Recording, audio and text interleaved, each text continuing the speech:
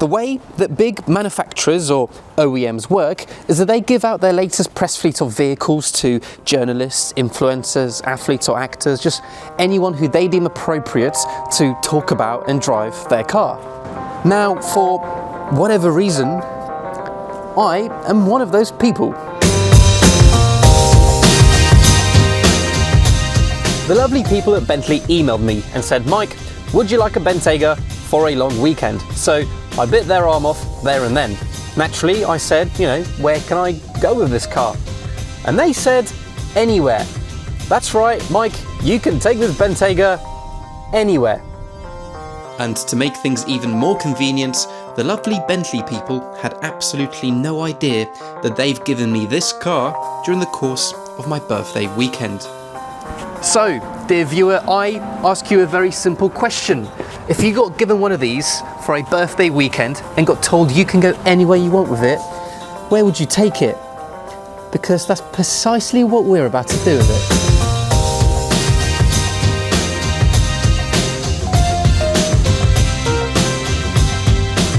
That's right, join us as I and my best friend, colleague and cameraman Matt embark on a cross-European road trip to the Benteyga's natural habitat. Yep, Mike and I will be taking our Bentley all the way to the other side of Europe, to the indisputable home of everything this car really stands for: prestige, luxury and power. We are going to Monaco. And you'll be coming with us every step of the journey. Our adventure will see us rack up 3,000 miles onto the clock of this brand new Benteyga V8 S as we put it through the ultimate road trip test. We will be taking the scenic route through Bruges, Paris, Geneva and Turin before finally docking in at Monaco. We'll navigate through Europe's infinite network of motorways and the oldest of rural zigzagging villages. We'll see some of the most iconic sights Central Europe has to offer, while discovering the back catalogue of roads from the driving gods themselves. We'll try the local cuisines and the local wine. We'll see friends along the way and make memories that will last forever. And maybe, just maybe, we'll even cross paths with an icon that played a pivotal role in making Bentley the brand you know it as today. All in an effort to get to grips with what the Benteyga and the iconic, luxurious, mystical B on the bonnet is really all about. Our journey begins on a chipper Friday morning at a petrol station on the outskirts of southwest London. Something tells me that this will be a recurring theme throughout the course of our film, but a little more on that later on, because first, let's get full tank in it and head over to the Eurotunnel. And yes, I'm wearing a glove, okay, but I have a nice shirt on, I don't want to get dirty. Having purchased all of the fuel, we completed our first stretch to the tunnel and boarded the metal teleportation box, otherwise known as Le Shuttle, giving me an opportunity to stretch my legs and air some initial thoughts on our Bentley. Straight off the bat, there's two elephants in the room which I should probably address. The first one is that we're in the wrong part of the train. I'm a moron and I didn't follow the signs properly, so I'm in the more narrow, small car section. This Bentley should be in with the trucks and the buses at the front of the train. My mistake. And secondly, it's matte black. Now, I know some people like that, but it makes me feel like I have a questionable source of income. Ironically, a lady walked past earlier and she actually said that she really likes the black because it's less showy-offy. And in case you're wondering, this isn't technically matte, it's technically satin, and it's part of the Mulliner range. And this paint option alone costs £10,000. That's more than my 7 Series, my car insurance and my road tax put together. So yeah, clearly looking like Batman doesn't come cheap. Having just about come to terms with my new image, our underwater train finally arrived in Calais. Right, bon voyage or whatever, we're in France. I love France. France has given us many things such as wine, the Peugeot 106. Anyway, our first stop isn't actually anywhere in this country. It's in Belgium, but we'll get to that a little later on. Okay, I should probably come clean now and let you know that we didn't just randomly take a Bentley to Europe. When organising this, we had to get permission from Bentley, who naturally asked why we wanted to go to Europe with it. Alongside making this film for you here, I pitched a smaller storyboarded film project for our Instagram channel, for which I had to wear a suit.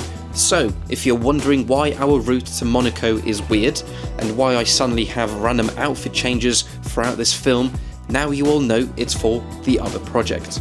Anyway, our first pit stop was the beautiful city of Bruges, which gave us a chance to grab a local lunch. They're like tiny aliens. They're not very appetizing. A chance to get lost. Yeah, we're supposed to go that way. I mean, it is an SUV. A chance to see the local sights. I will say Bruges is absolutely beautiful, and they got loads of tiny little bakeries like these. If I was a woman and I saw this, my ovaries would explode. And a chance to get our first taste of how strangers interact with the Bentley. Thank you. Have a good day. Have a nice day. As you saw, people seem very interested in the Bentley, and they all want to have a little look around it, have a little poke around it. It's easy to forget for us that we see these cars in London all the time, right, Matt? Right. But that's not necessarily the case everywhere else. Anyway, I think we just wrapped up in Bruges. Next stop, Paris. Paris. Right, on the road to Paris now. This is where the journey actually really begins. The Bruges stint was just something we needed to squeeze in for the purpose of the Instagram video. And the more eagle-eyed amongst you may have noticed that we have swapped. Stop boinging. That we have swapped positions.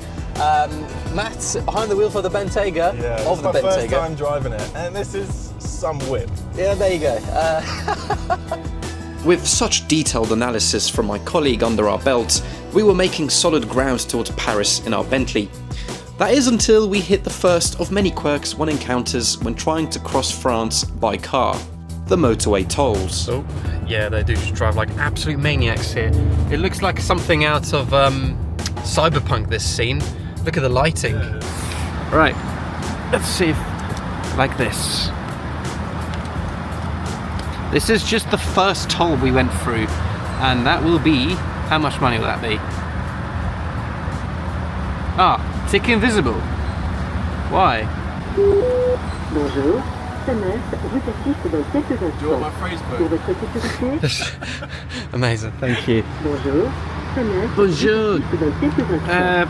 Pour votre sécurité, S'il vous plaît, mon ticket. Marche arrière.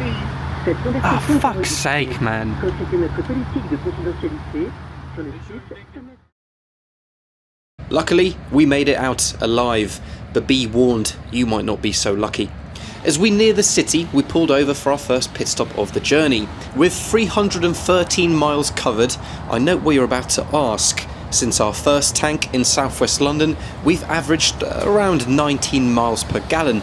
Not bad for our first taste of that sweet cross-continental V8 life. With all the fuel bought, again, we finally entered Paris and quickly learnt that the local road system is not for the weak. The Parisian biker filtering system is absolutely nuts. Poor Matt is having a head going from side to side like a yo-yo, checking his mirrors to make sure he's not flattening some poor sod on a moped. Oh, there goes another one. Paris bike line, there's no. Yeah, oh, and another one there. Yeah, they just fly through on with their hazards on. Not really something we have to worry about. Oh, there goes another. And if you're just sitting in your lane, they'll just be pissed at you. Yeah, you have Just move over. to move out of their way. Absolutely lawless. They can smell it on you, mate. They can smell that you're not from here. They can tell. The local Parisian authorities must have known we were coming, as they lit up the tower for us, making it incredibly easy to find in the thinly lit Parisian evening fog. We didn't just come here though to check out some metal and linger around Haussmannian architecture. No. Having established our personal London biases and familiarity towards the brand already, I wanted to get a fresh opinion and see what our French neighbours think of our Bentley. To do that, I've organised for Matt and I to have dinner with my friend Tom Khidr, a well-known and loved local face, famous Parisian car spotter and all-round cool guy.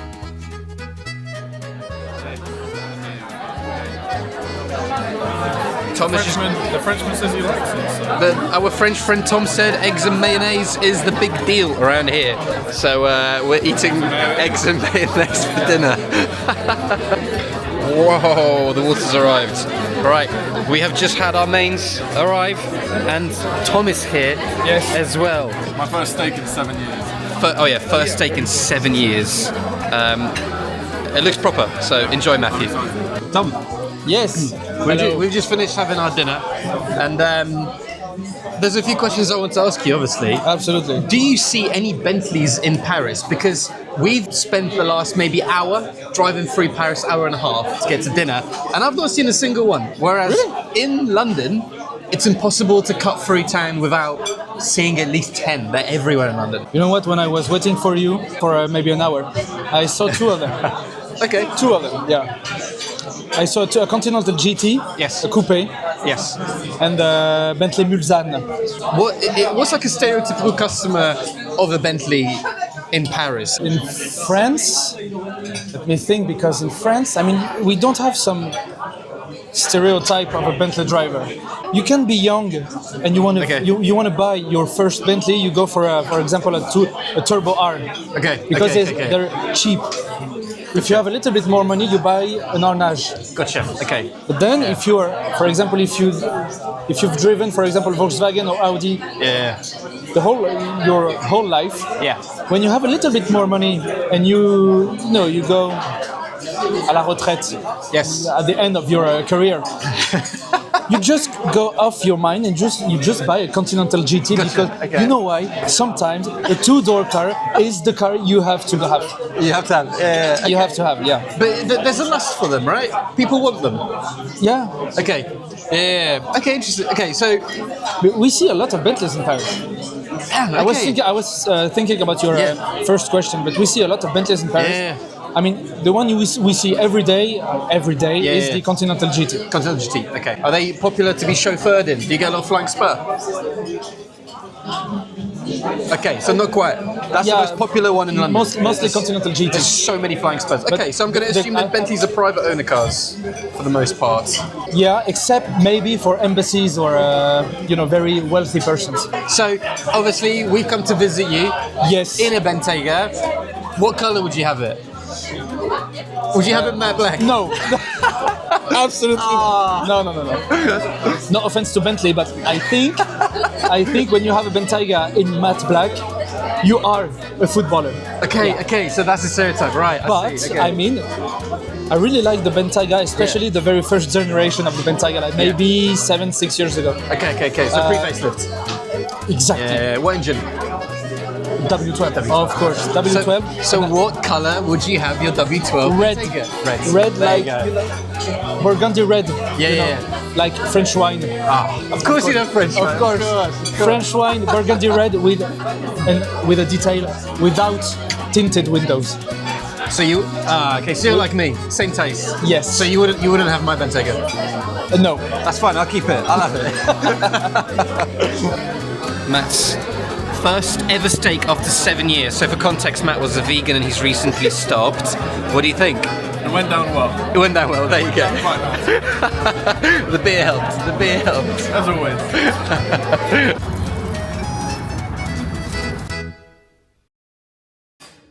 We begin the next day in the quietest room I've ever been in. Right, it is breakfast, and today is the 18th of January, which means it's actually my birthday. Happy birthday. Yeah, so, strong start. With my gut full of Parisian pastries, we left town for an odd combination of mysteriously quiet country roads, before finally hitting the motorways where we really began to make progress. Our next stop, Geneva.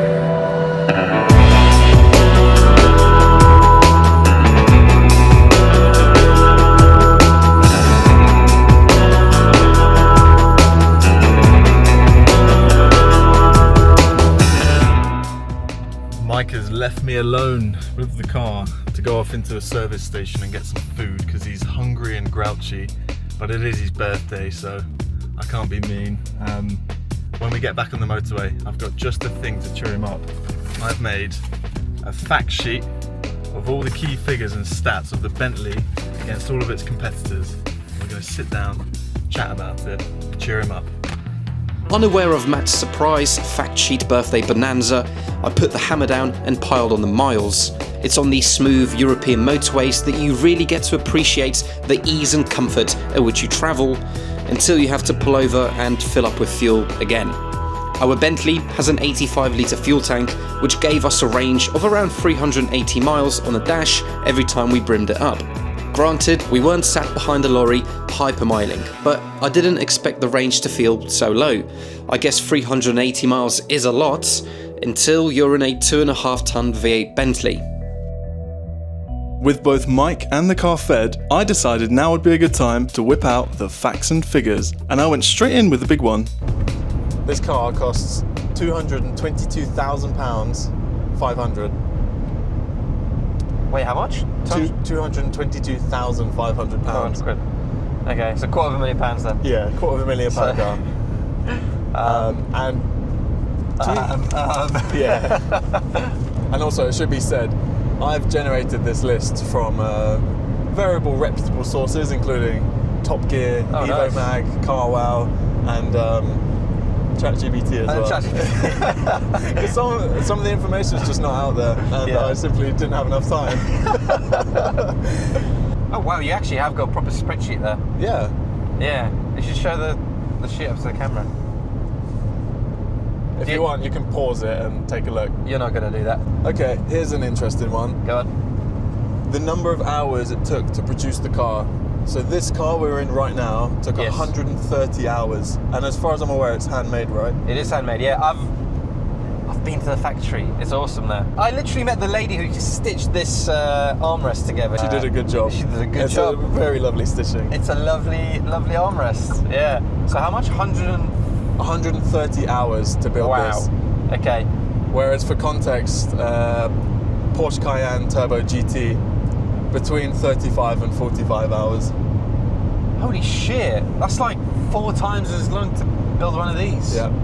A lot of care and attention's been put into this, and you can really see in the finished product. Yeah. I mean, everywhere I look, the stitching, the materials is excellent. It's lovely.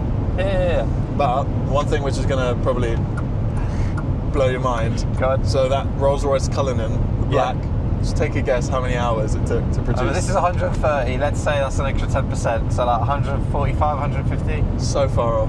God. 450 hours. Another important metric, I think it's important for viewers to know if they're potentially considering one of these cars. The number of cows sacrificed to make it. For the leather inside it? Yeah, how many cows do you think were sacrificed to make this car? I don't know, at least 4. 12 to 15. Out of all the cars, which one do you reckon has the most boot space? I'll be honest, this is where you're losing me. I couldn't care less. Classic car reviews will tell you about boot space. Why? Who cares? Can you fit a backpack in it and a suitcase? Yeah, that's it. Nobody travels with anything more than some suitcases, at most. Yeah, but you don't have a family and skis, which is what your average buyer of these types of cars. We just overtook a Picanto with skis on the roof, mate. You do not need a big car to have some skis. But yeah, anyway, okay. Please tell me these very interesting metrics. So, of this list, the car with the most volume is actually the Aston Martin DBX. 638 litres. But that is nothing on the Yaris Verso we reviewed. What was that, 2,000 litres or something? And all the marketing material on that car was actually just about turning it into a pizza van or... Nobody is turning a DBX into a pizza van. Onto the optional extras of this car. There's another sheet. You might have touched on it earlier. The satin paintwork. 10 grand. 10 grand. 10 grand for this paint. Yeah. Yeah. Another optional extra is the touring specification. What does that mean? That's £5,915, and that includes adaptive cruise control with lane guidance, heads up, night vision, which... Heads-up display is a necessity. The heads-up display is the best thing any modern car comes with, in my opinion. That's the greatest leap in technology from like cars from the 90s and cars today. Not having to look down to see what speed you're doing is amazing. That's my favourite feature of any new car. Yeah. Night vision, which I think is just completely pointless. Well, it depends. It depends if you cut them through a forest late at night or something. I don't know. It all works. Which if you own this, you probably are. You probably are. Yeah. All right. So in your little box of tricks, which one are you picking? Say you have the money to get all of them. You have got the 400 grand to splash on a Cullinan. Yeah, for me, if I had to, it'd probably be the Mercedes G63 AMG. Just to quickly run through the list, so we've got a Bentley Benteyga, Black Edition, the Lamborghini Urus, a Porsche Cayenne Turbo. Matthew is very thorough at his job, so much so that he continued to tell me all about his fact sheet for the next 45 minutes. I did have a takeaway from it all though, and that was that it's really tricky to cross-shop the Bentley against, well, anything else really. Its competitors within its price range simply aren't as luxurious. Yet bizarrely, cars that are more expensive don't seem to come with that certain premium heritage that's attached to the Bentley. The SUV genre as a whole comes with a whole lot of complicated nuance and connotations, which I still struggle to really wrap my head around. But when the purpose of a car is comfort and excess of luxury, as is clearly the case here, the Benteyga seems to get away with it in a way that a jacked up Aston or Lamborghini do not. Maybe I'm getting a little carried away, or maybe Bentley's cult of personality really is just that strong. Either way, I'm sure the comment section will set me straight here. With a solid stint under my belt, I decided to pull over at the next village to grab a drink and swap sides with Matt. This is a lovely town. Could you tell me what we're doing here? We're just stopping. Stopping. Okay. Changeover. Pit stop. There you go. Yeah, it's Matt's turn behind the wheel soon. But before that, gives me an opportunity to see what the Benteyga's like around some narrow cobble streets of, where are we? It's like Boudin, isn't it? Yeah. Boudin. I think that's the name of the town. I'm not sure. It's very pretty though. We're lost in rural France. We are. Also, squeak and rattle test. Over the cobblestones. Nothing. There you go. That's those 130 hours, mate. Yeah. All thanks to that lovely lady who stitched the armrest together. Even on roads made by the Romans and these huge wheels, the Bentley was still as plush as ever. With Matt taking on the next stint from wherever we were to Geneva, something odd began to happen. The flat, dull greenery of France slowly turned white and started to gain in elevation. The environment around us was changing as we drove through it. We were nearing our next stop, and just before we knew it, the dull stretching motorways morphed into this.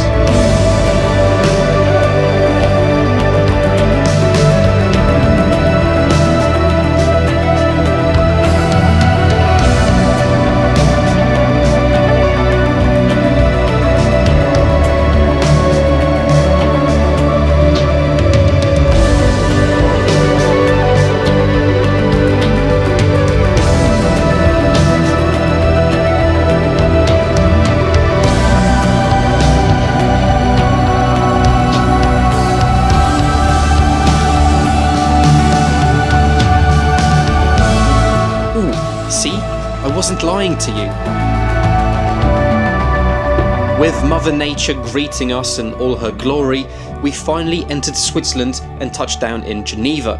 Apparently, another first for Matthew. It's my first time in Switzerland. Matt's first time in Switzerland, so It's very proper here. It is It's the very kind of place where you get a fine if you're caught jaywalking. There you go, and all the cars are really nice, the streets are really clean, everything is ridiculously expensive, and we're about to try fondue for the first time. Here we go. Guys, you won't believe it, the fondue has arrived, and it's taken up our whole table.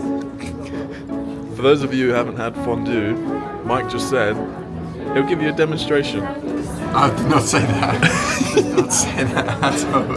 In fact, I saw Mac in the camera and I was about to start my piece of camera and say, the thing about trying out local cuisines is that nobody tells you how to eat them. They just give you utensils and the food. So I assume you use this to pour the fondue when you're ready. So it turns out everything I just told you was absolute bollocks, and the lovely man who works here told me maybe it might be a little bit better if you dunk the bread. And he was so polite about it because he knew he was right and he didn't want me to make a fool out of myself on camera. It's much better if you just dunk the bread. So I'm going to assume this is for the meat. I don't know. No, I think that is to swirl it. So if the cheese is running down. Right. It's really good though. It's really good. Yeah. We're no good at this food stuff. I'll stick to talking about cars. A bit better at that. Well.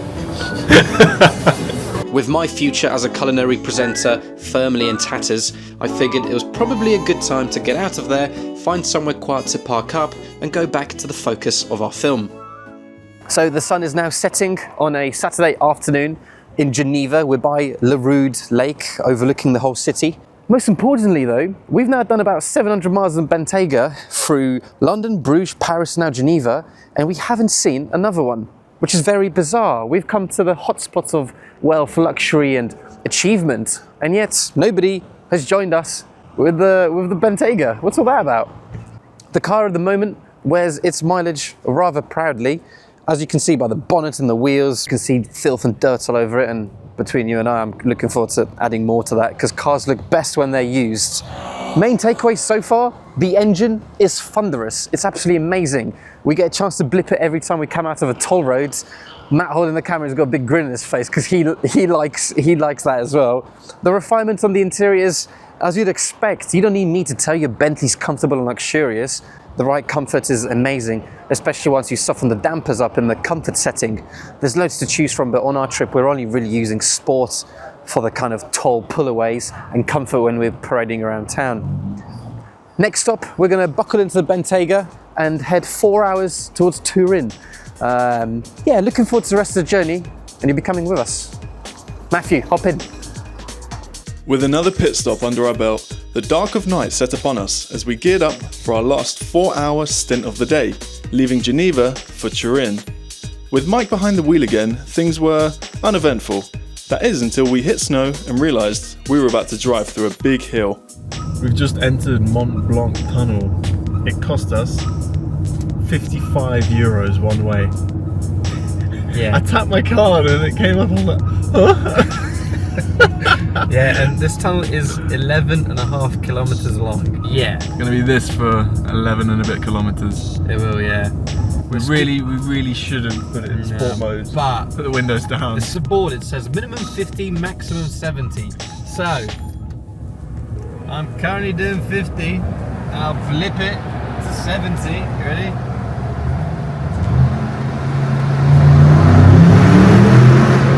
That's 70. No more. That's 70. Can't get any quicker than that. Do it again. Minimum 50. That's it. So you get it. Sorry guys. After about another 15 minutes of driving through a tunnel in a straight line, we came out the other side to realise we should have probably done this part of the journey during the day. Anyway, with 2 hours still to go, we put the cameras down and relaxed. We didn't see a single other car for the rest of the journey until this guy showed up and stuck with us for the last hour of the drive. I will say, cutting the Bentley into Italy on a raised autostrada while sparring a Monegasque Ferrari was an incredible core memory. It was amazing, so much so that we were too busy taking it in to film anything.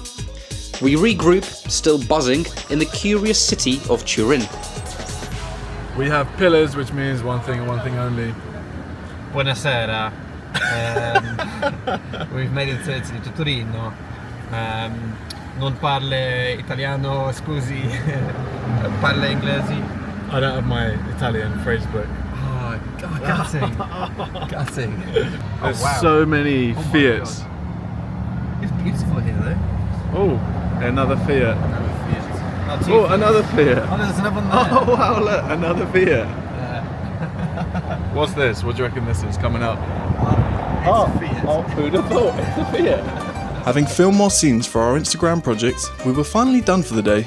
We parked the Bentley up at the hotel for the night and headed into town to find a local restaurant where we could celebrate Mike's birthday. Having treated ourselves to some questionable bruschetta and then some really terrific pasta, we accidentally decided it would be a great idea to consume all of the wine, and I mean all of it, just before embarking on a very professional journey back to the hotel. Hello viewers, we're walking home and Matthew's told me we've had a few wines. We found a car that's coloured after our Bentley. This is a Mandarin coloured Fiat Seicento and it gets lighter. It's darker here than here. It's been sat out in the sun here. Check it out. It's amazing.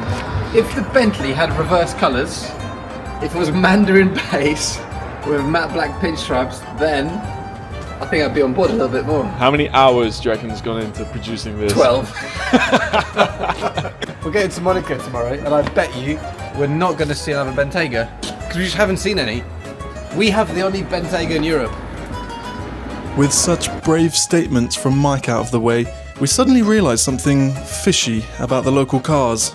Just noticed on our walk home that every single car here has loads and loads of dents, as if it's been whacked. They look like golf balls, or they look like they've also been hit by golf balls. Who'd have thought Turin has the heaviest hail in the world? In the world, yeah, but it's also this one here. To be that heavy, it must be some fuck off balls of Whoa, language, my mum's gonna watch this. Jesus Christ, look at this one. Guys, don't drive your Bentley to Turin, otherwise it'll come out looking like a golf ball. What's the funny golf ball brand? It'll come out looking like a Slazenger. Galway? Hello, it's now the morning.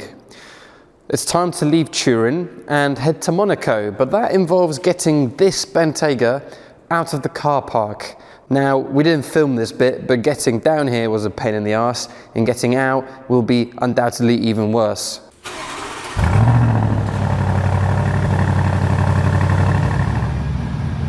I simply refuse to be threatened by some pillars. Right, here we go. Oh my god. Alright, oh my god.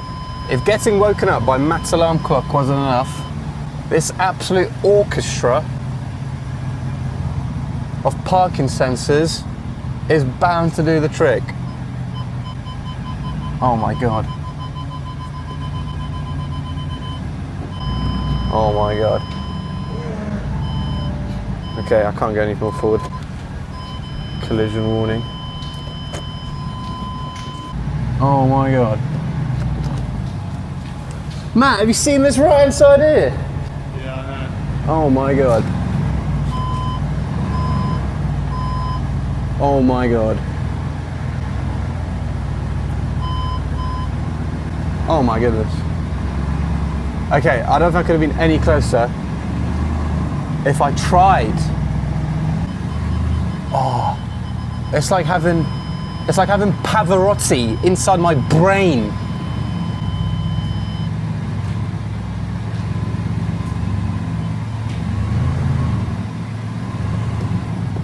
Jesus. Santa Madonna. And I think that's it.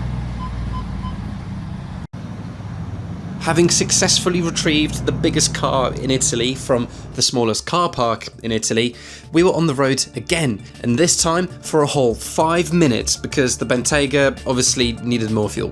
But this tank was different. This tank would be the one that saw us through to our next destination. This would be the tank that carries us and the Benteyga for the last 3.5 hours down to the indisputable home of European wealth, the unquestionable source of bougie mystery, fame and luxury.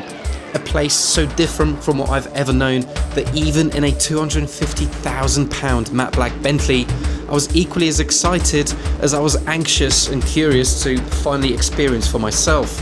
The closer we got, the more the roads began to get interesting and twisty again. And before we knew it, the weather finally turned for the better. Mother Nature was cheering us on. There was no doubting it now. We were finally approaching the Principality of Monaco.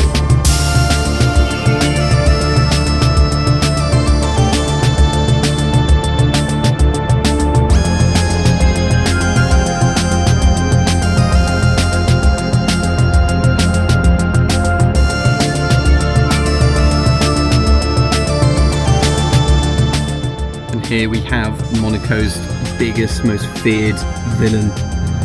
And then, out of nowhere, This is it. Hold on a minute. things got very exciting. Is this not the first corner? I swear this is the first corner. It is the first corner! There's a man This is where our hotel is. in a car is. Just there. Oh my god, we found one. We found another one. It's your right way, mate. But we have found one. That way. Follow the other Benteyga. Well, that didn't take long. We've been in Monaco for about 10 minutes. Holy shit, there's a race car coming down the road. What the hell?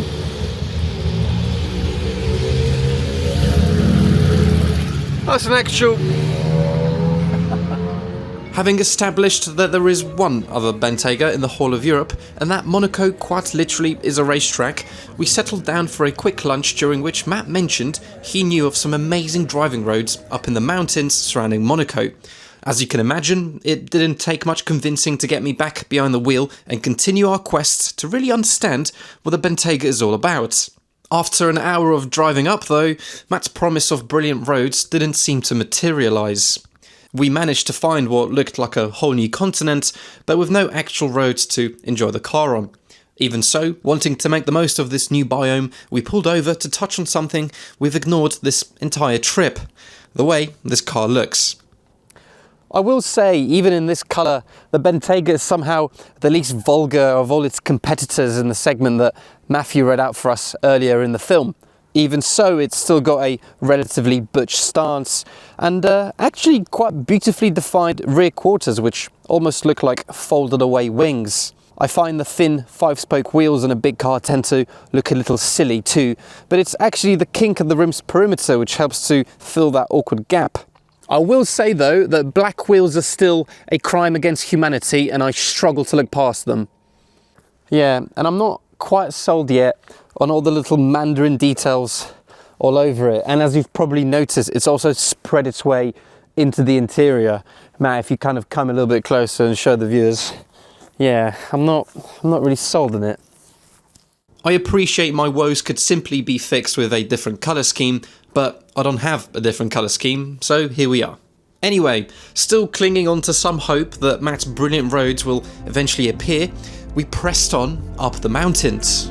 The environment around us kept changing again. Rain came and went. Twisty mountainside villages brushed on past as we tiptoed through tiny tunnels and narrow roads. But as we kept climbing, the roads got wider, the roads got twistier, and then, out of absolutely nowhere, we found this.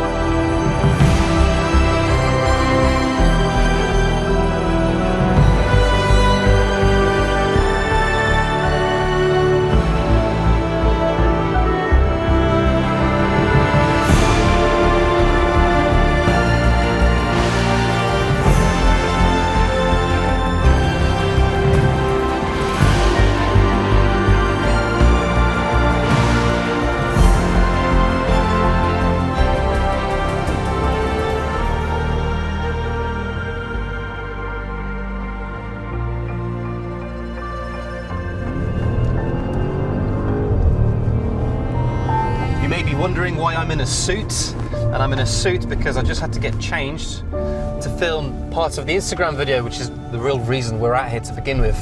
This long video we're making is just a bonus, right, Matt? Sure. Matt's located an amazing piece of road.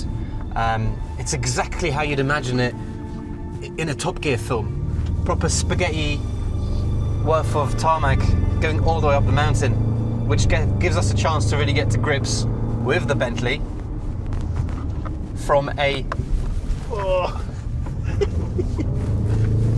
which gives us a chance to get to grips with the Bentley as a sporting tool and not just a tool to get us across the continent. Now, let's address Yet another elephant in the room. There's a lot of elephants that linger around this Benteyga, and that is that this is a big, heavy car. Matt, do you remember from your spec sheet just how big? Got it here actually. 2,480. Which is still not as much as a brand new. Flying around in the back. We got all of our luggage with us. Yeah, 2,400 kilo, you say? Just under 2.5. Wow. That's a lot of metal to be flinging around what I can assume you can see as the spaghetti junctions of south of France. But we got this amazing thunderous power plant and a little feather of the throttle. And you can hear the sledgehammer's worth of cylinders hitting away as we propel ourselves up the side of this enormous mountain. Oh my God. Loads of torque all the way from the low end of the rev range. The turbos have been mapped really... so pretty. Sorry to interrupt. The turbos have been mapped very intelligently to give you that boost from all the way low down. Look, we're just from set off and boom, we're off. Dude, look up there. Oh wow. Eyes on the road.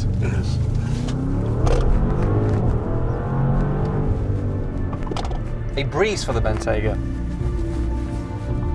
Yeah, it is eating these roads up.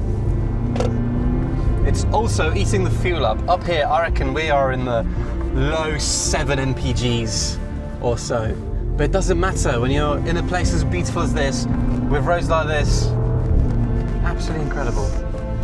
The seats have a bunch of different lumbar adjustments, but my favourite one of the bunch is the one just by your thighs. You press a button on the side of the seat, one of them, I don't know which one, there's like 20, and it grabs you from the bottom. It's like sitting at the bottom of a cone.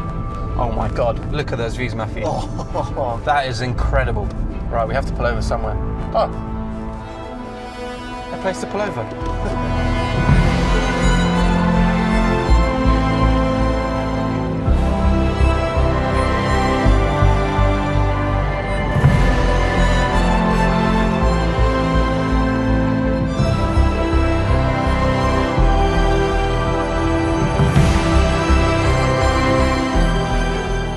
Dynamically, the Benteyga is not a gymnast, ballet dancer or figure skater.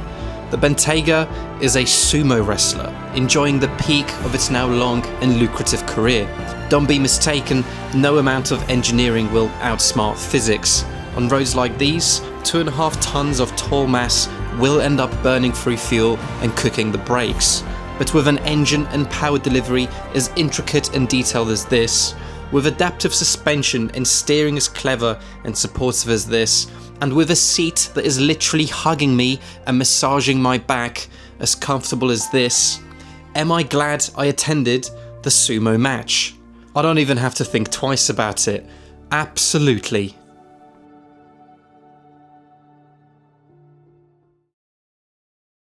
We returned to Monaco in the dark of night in a very appropriately dirty car.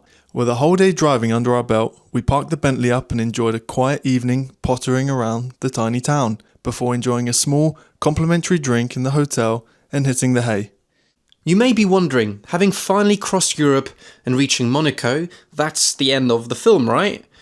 Not quite. There is one more, very important and relevant stop left on our pilgrimage across the continent. The only catch is that it's 10 hours and 1,000 kilometers away, which inevitably meant more road trip snacks, more driving in a straight line, more French toll roads, more attempts at trying to figure out how to work the wireless Apple CarPlay. Honestly, this is probably the only real complaint I've got about Big Bertha. It is genuinely easier to figure out an international trade deal in today's climate than it is to hook your iPhone up to this car. And last but not least, it also included a couple more fuel stops. Oh, and another one after that one too.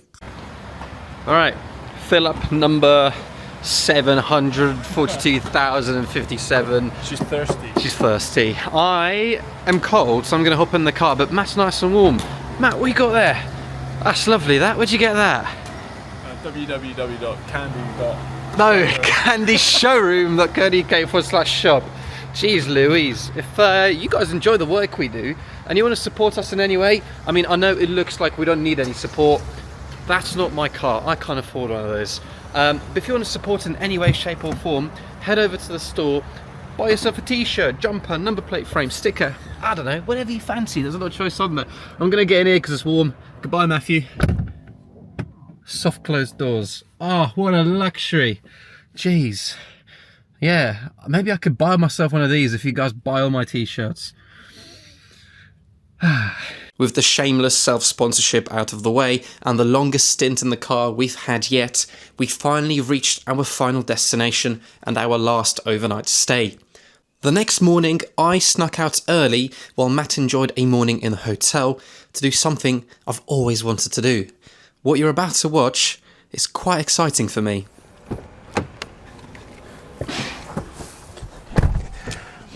I'm off to drive the circuit of Le Mans in a Bentley. Some of you might be wondering why this is the final destination of our 2,500 mile cross-European adventure and why this place is relevant. Equally, some of you already know that Bentley have a very rich history with this place. Some 100 years ago now, Bentley absolutely dominated at the 24 Hours of Le Mans, winning 5 races between 1924 and 1930 in their original Bentley blower race cars. In fact, the whole of the 1920s racing scene was dominated by Bentley and their group of owners called the Bentley Boys. These were a group of very wealthy lads who picked Bentley as their choice of race car to take them all around the world and win at all these prestigious events. Le Mans was one of their favourite stomping grounds. This is it. Viewers, this is it. I am now at the start of the Mulsanne Straight in a Bentley. If you wish to use the online speech recognition service, please accept No. the license agreement. And now my maps is cut out for no reason, even though my phone's still plugged in. Anyway, back in the 1920s, Bentley's main competitor was Bugatti. Now, Bugatti's race cars were very sleek, very elegant, very light. Basically the opposite of the Bentleys, which were, well, a bit like this Benteyga. They were heavy, they were built like tanks, and they had a big stomping V8 under the bonnet. Bugatti used to refer to the Bentleys as the fastest racing lorries in the world. Oh, it is so tempting to just... No, I shouldn't. I'm not allowed. But I could.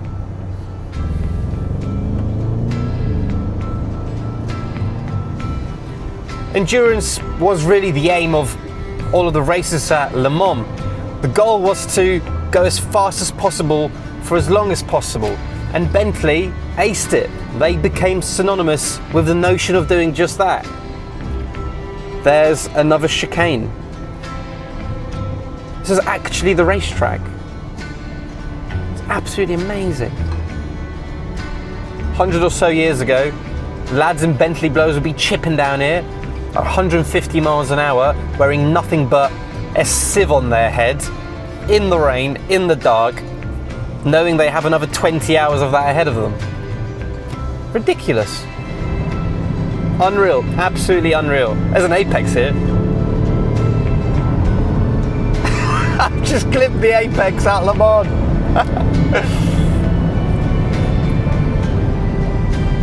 This is literally an open racetrack. Look, more apex here. Absolutely unreal. Absolutely unreal. Now, 8 years later, after the original victories, in 2003 Bentley won again at Le Mans, but this time with a very swanky, very proper race car called the Bentley Speed 8. Bentley are very proud of their heritage and their return here and their victory. So much so you might notice some familiar names if you look at the street signs around here.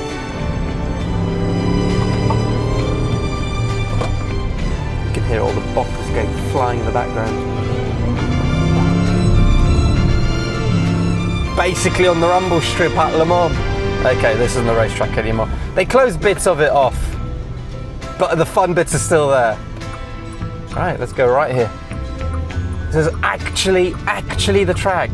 There it is, look, there. I can go again. And this is where I run out of track, because the track goes that way. And I'm simply back on the road now. Wow, that was amazing, absolutely amazing. I can't believe I got to drive bits of Le Mans in a Bentley. Wow. Unreal, absolutely unreal.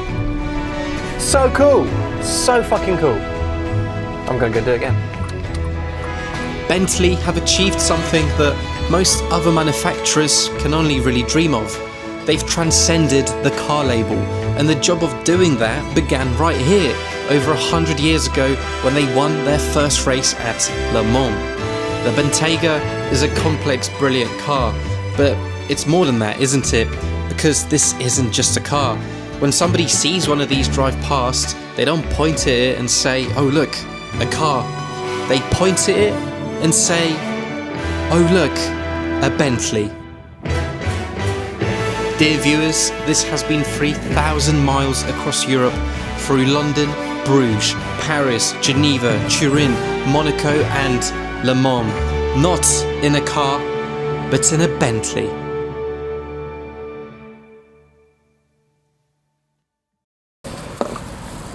And yes, in case you're wondering, it's taking us another tank to get home. Thank you so much for watching. I really hope you enjoyed this video. If you have, feel free to check out our other videos on the left hand side of your screen.